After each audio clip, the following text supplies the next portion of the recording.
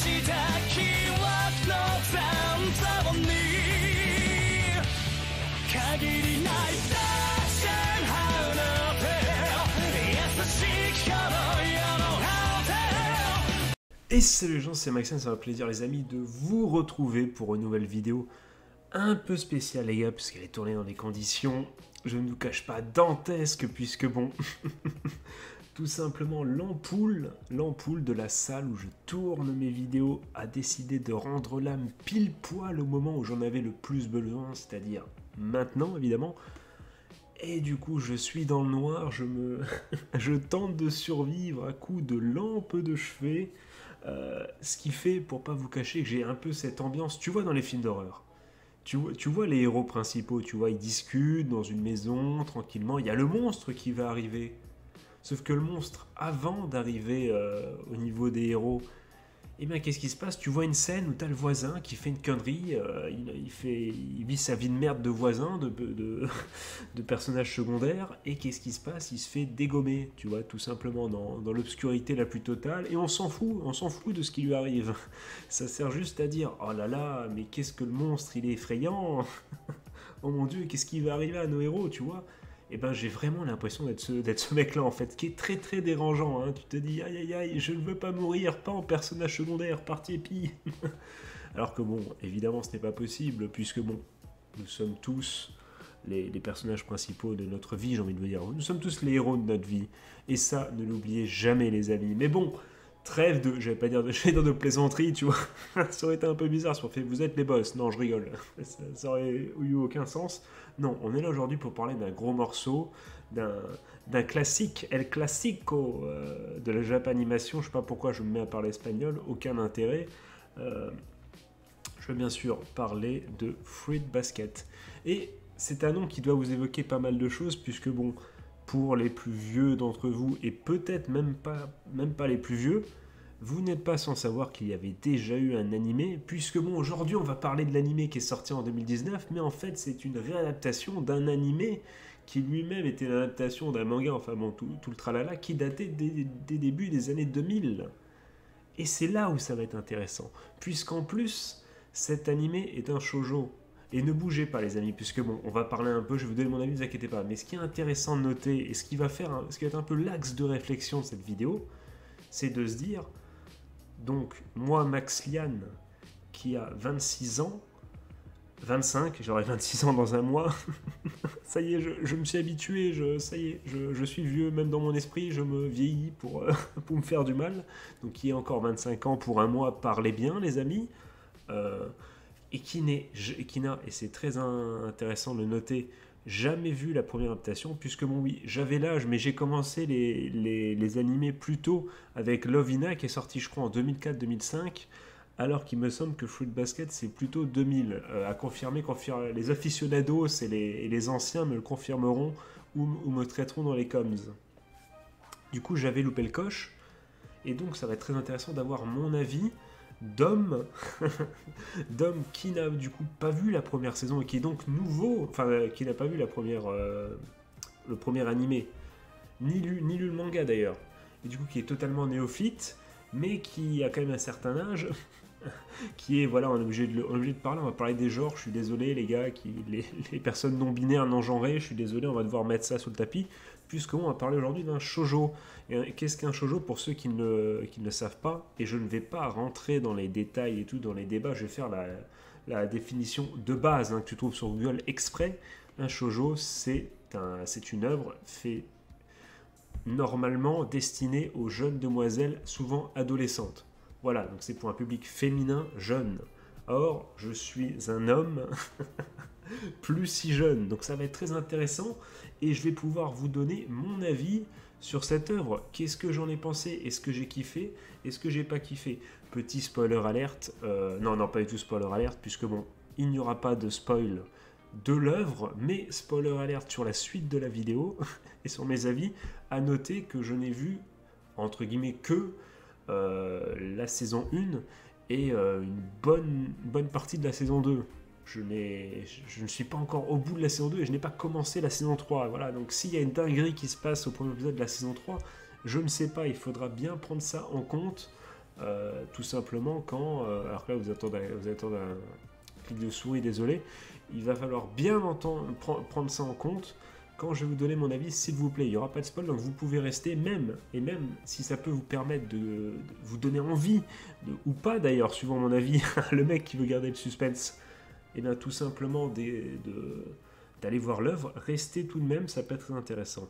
Du coup, rapidement, puisque bon, la plupart d'entre vous, que ce soit par des potes qui vous ont dit « Quoi, tu fais l'ancien, mais t'as pas encore vu Full Basket comment ça se fait faut que tu ailles voir ce classique, ça parle de ci, ça et ça. » Ou même, si vous étiez nouveau dans un peu la Japanimation, mais que vous êtes tombé dessus parce qu'il y a une petite hype, forcément un remake, on entend forcément parler, une réadaptation, pardon, eh bien, je vais quand même vous faire une synopsis très rapide et succincte pour que ceux qui n'en ont vraiment pas entendu parler puissent évidemment suivre et discuter avec nous de quoi ça parle, tout simplement, comme dirait l'autre. Eh bien, ça nous parle de Toru.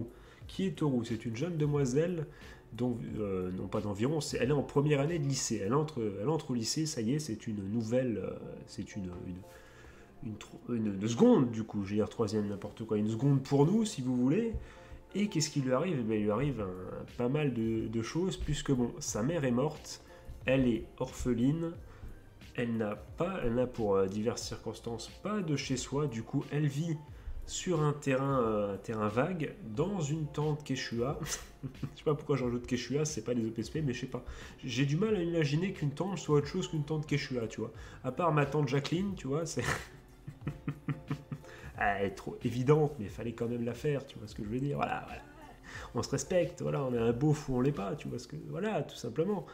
Mais donc, elle est dans une tente, elle a plus de parents, tout ça, donc c'est assez triste de base. Et qu'est-ce qui se passe? Elle va rencontrer... Enfin, le terrain appartient à quelqu'un, et il appartient à une famille qui se nomme les Soma, et elle va du coup croiser, au moment où elle va rentrer chez elle, un des propriétaires qui se trouve être, j'ai oublié son nom, mais en tout cas un des membres, donc Shigure Soma, qui n'est autre que le cousin d'un de ses camarades de classe, Yuki Soma, voilà. Et du coup, comment dire, ça se passe au premier épisode par le jeu, des aventures, tout ça, elle va se retrouver en échange de faire quelques tâches ménagères, puisqu'ils sont totalement nuls, ils n'arrivent pas à le faire, c'est des merdes. Je dis ça pas du tout, je kiffe ces persos, on y reviendra plus tard. Contre les tâches ménagères, elle a le droit de rester et de loger chez eux. Et donc là, vous allez me dire, mais Maxian, c'est un début d'hentai, ça, ce n'est pas du tout un... c'est très bizarre. Eh bien non, mon ami, puisque... Et c'est là où tout va changer. Les Somas sont en fait une grande famille, un petit côté yakuza, un petit côté mafia, tout ça, un petit côté noble et compagnie, ou cité, groupuscule, groupe, slash noblesse, tu vois ce que je veux dire, truc un peu à côté, tu vois.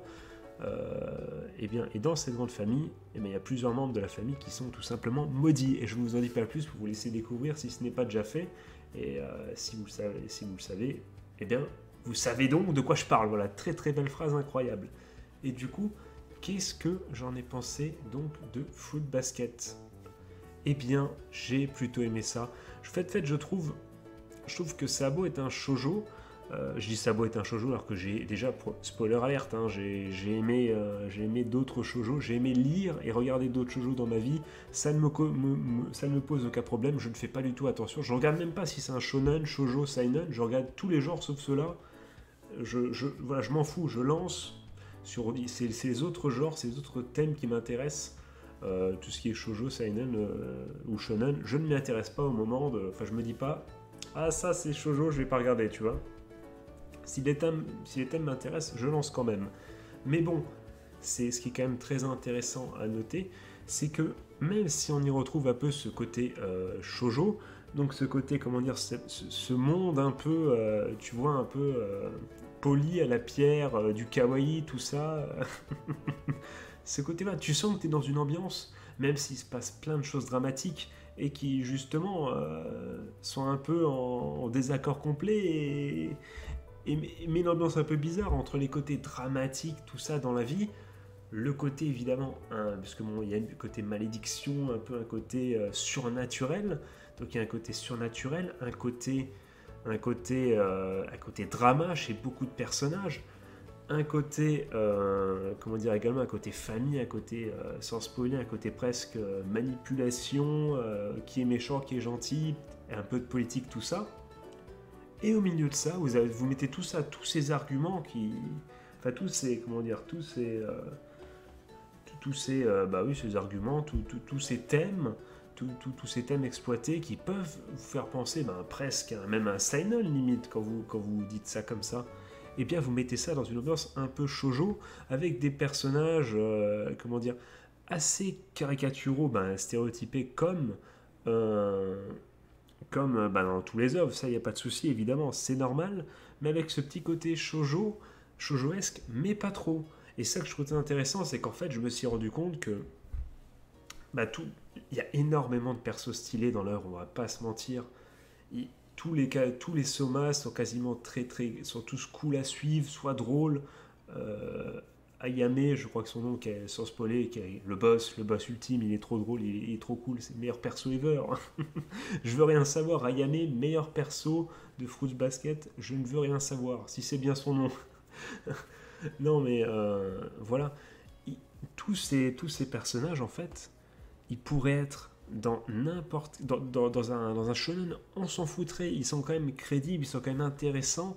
Moi personnellement j'arrive à me retrouver et comment dire à trouver mes mains, mes persos du cœur, mais notamment grâce à l'héroïne, on va y revenir plus tard, mais il y a quand même ce côté shoujoesque entre guillemets, et c'est ça qui est très intéressant encore une fois, c'est vraiment le côté, il se passe des trucs de fou, mais dans une ambiance un peu shoujo, tu vois, et ça un peu gentil, un peu, voilà, tout le monde est mignon, et ça c'est, je trouve l'ambiance du coup vraiment feel good, malgré les dramas qu'il y a dans l'œuvre, et voilà, et c'est très intéressant, et franchement, tous ces dramas servent également, mais évidemment, à nous faire nous attacher au perso, c'est ça qui est aussi sympathique, et c'est ça aussi qui fait pencher la balance vers, comparé à certains autres shoujo que j'ai pu voir qui eux étaient vraiment totalement stéréotypés en mode bon, c'est pas pour moi, c'est comme un mauvais shonen, tout ça, c'est vraiment c'est pas pour moi, c'est nul, ça saute sur tous les stéréotypes sans rien développer. Là non, les persos se développent beaucoup dans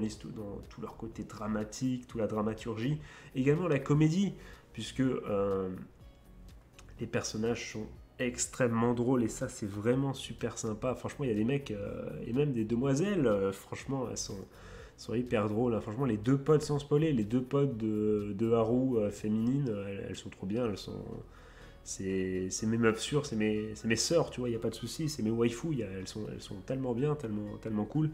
Et franchement, toute la famille Soma, pour la plupart, soit on aime les aimer, soit on aime les détester. Mais voilà, on reste pas de marbre, et c'est vraiment plutôt sympathique.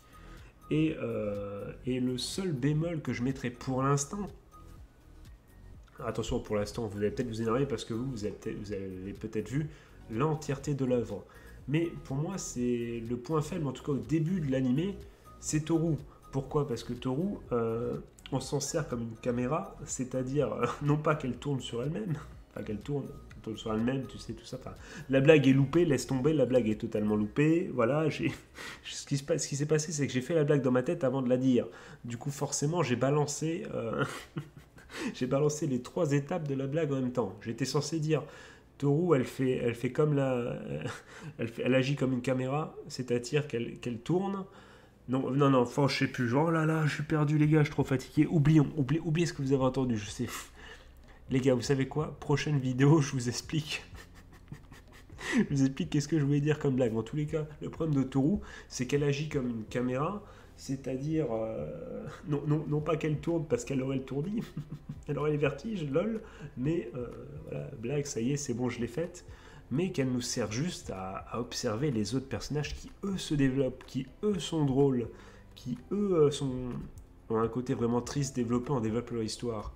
Toru, au tout début, comme en plus elle a une personnalité vraiment lissée au possible pour que chaque demoiselle se dise « Non, mais c'est bon, Toru, c'est la fille maladroite. Ah, c'est rigolo parce que moi aussi je suis maladroite des fois, lol, tu vois. » C'est vraiment fait pour que ça soit l'héroïne principale banale, elle est banalisée au possible, J'entends bien, déjà, je suis au début de la saison 2, j'entends bien qu'elle commence, ça y est, on commence comment dire, à explorer un peu son passé, mais bon, enfin, elle commence, ça y est, à se poser des questions, tout ça, parce que le côté passé, on avait déjà dès le début le drama avec sa mère qui est morte, c'est dans la synopsis, les gars, je ne spoil rien, c'est très dur, mais elle était...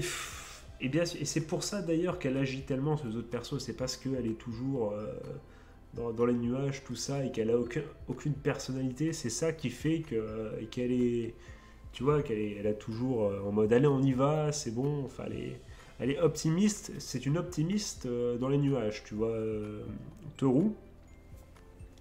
Et voilà, et moi j'ai trouvé au début que vraiment qu'elle était là, elle est là, en fait, elle est là pour justifier le fait qu'on regarde cette scène, parce que comme c'est l'héroïne principale, eh bien ok, c'est bon, on est là, et du coup les autres persos peuvent d'eux-mêmes limite analyser et suranalyser ce que dit Toru, ou réfléchir sur eux-mêmes, parce que elle à côté, voilà, elle agit de façon forte, hein, vu son passé, sans pour autant montrer quoi que ce soit aux autres.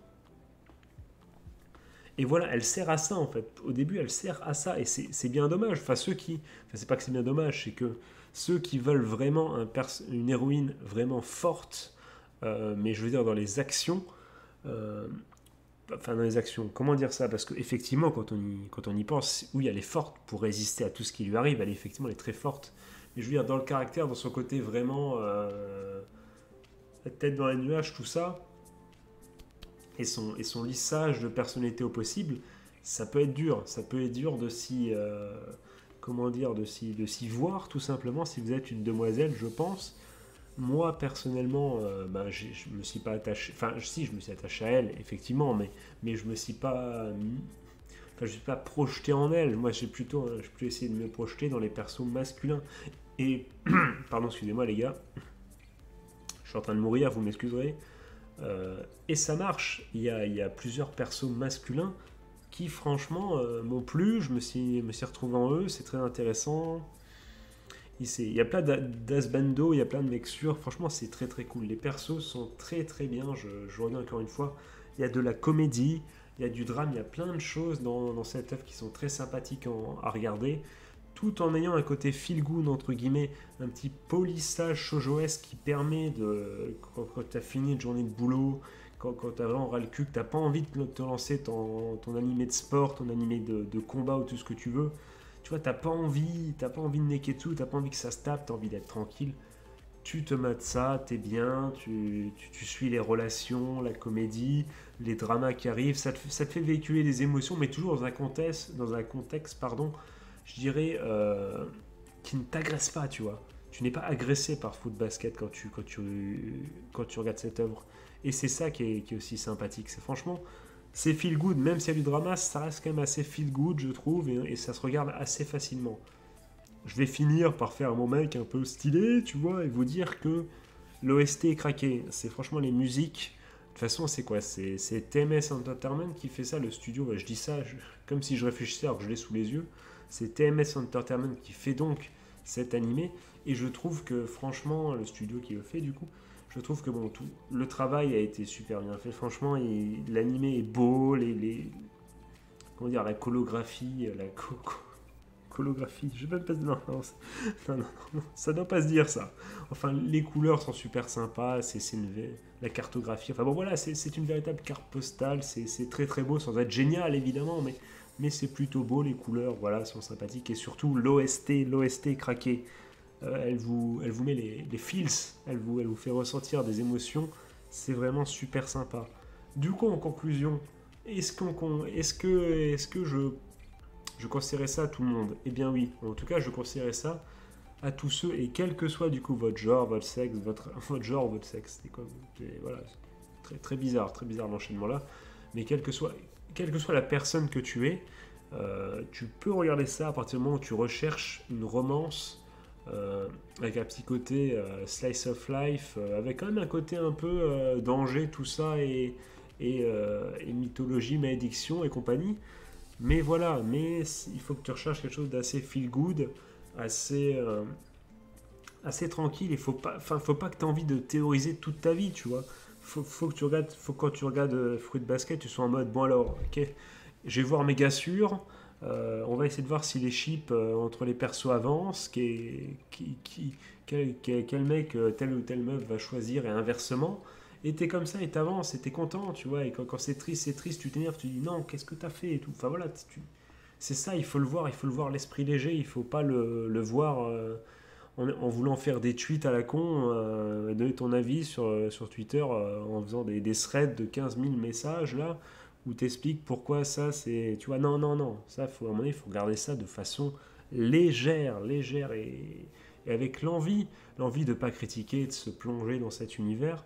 Et c'est plutôt sympa et j'ai vraiment hâte de continuer parce que je suis au milieu de la saison 2 et ça commence à devenir sérieux. Et comme les thèmes abordés sont quand même assez lourds, et qu'il y a quand même des persos un peu qui hype en mode bordel, qu'est-ce qui va se passer et tout, t'as envie de savoir la suite. Et je suis ça, mais comme j'ai ce côté, encore une fois, j'ai ce côté romance qui est assez sympa. Je suis en mode, ah, qui va finir avec qui, lui c'est mon gars sûr, pitié qu'elle finisse pas avec lui ou lui, tu vois, ce genre de truc.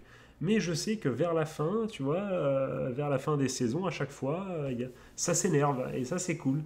C'est que tu as ce petit moment où tu fais un peu du neketsu presque, et c'est stylé, voilà. Donc franchement, Fruit Basket, je le recommande pour tout le monde.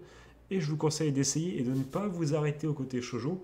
D'ailleurs, il y a franchement deux, trois œuvres. Il y a pas mal d'œuvres qui, franchement, mériteraient d'être plus vues et plus reconnues parce que malheureusement, le côté shoujo, bah, il y a des mecs, bon, ben voilà, ben, c'est shoujo, donc c'est nul. Alors que pas du tout. D'ailleurs, il y a des animés, enfin, il y a des mangas, pardon, enfin des œuvres tout simplement, qui en France passent de shonen à shoujo ou inversement. Enfin, en tout cas, c'est pour vous dire que les classifications, elles sont même pas, voilà, elles sont pas si sûres que ça. Voilà, en fait, il faut regarder dans quel magazine, ben, tout simplement les chapitres sortent. Mais bon, même là, vraiment, enfin, je veux dire, il y a des shonen qui ont la qualité de seinen, tu vois, qui dans les thèmes abordés pourraient très bien être des seinen, tu vois ce que je veux dire. Et inversement, voilà. Donc vraiment, encore une fois, il ne faut pas non plus trop se laisser, comment dire, influencer par, j'ai plus de voix, j'ai la voix qui se barre, je pense que ça s'entend. Il faut pas se laisser influencer forcément par le côté bon alors c'est shoujo tout ça, est-ce que j'y vais, est-ce que j'y vais pas, non non je suis un mec les gars, moi j'ai des couilles, moi j'y vais pas, non il faut tenter. Et franchement Fruit Basket, à défaut de devenir un animé du cœur, on va pas se mentir, c'est pas non plus ça. J'ai passé vraiment un bon moment et c'est franchement le principal et c'est ce que je voulais en lançant Fruit Basket, voilà les amis. Donc maintenant ce qui est super intéressant aussi, c'est comme chacun peut avoir un peu sa propre expérience, parce qu'il y a ceux qui sont assez vieux, qui ont vu la première série et qui du coup pourraient dire mais qu'est-ce qu'ils ont pensé du coup de l'œuvre en général et aussi de la nouvelle adaptation du coup. Il y a ceux qui n'ont pas vu comme moi la première et qui ben, du coup pour avoir le même type de situation que moi et donner un avis peut-être au contraire, peut-être qu'ils n'ont pas ressenti ça de la même façon que moi. Et en plus, bah, le fait, vous mesdames qui nous écoutez, comment vous avez vécu ça?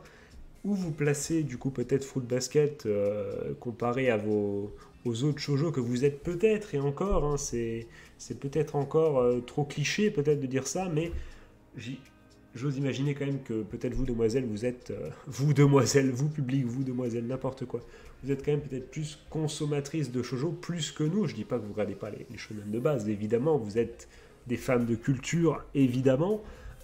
Mais où vous le placez du coup? Est-ce que, comme moi aussi, vous trouvez qu'il y a un petit côté hybride?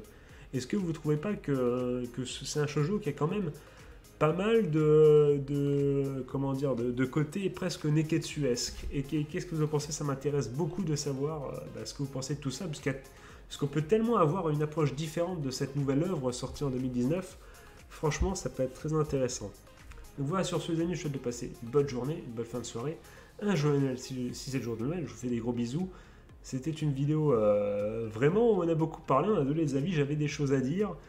C'était pas forcément la vidéo la plus drôle, j'espère qu'elle vous plaira quand même. En tout cas, moi ça m'a beaucoup plu et on se retrouve très très bientôt pour la suite, puisque bon, il y a de nouveaux animés qui sont sortis, on va en parler dans la joie, dans la bonne humeur, tout ça évidemment. Et ça va être super cool. Voilà les amis, encore une fois, je vous fais des gros bisous. C'était Maxian. Ciao ciao.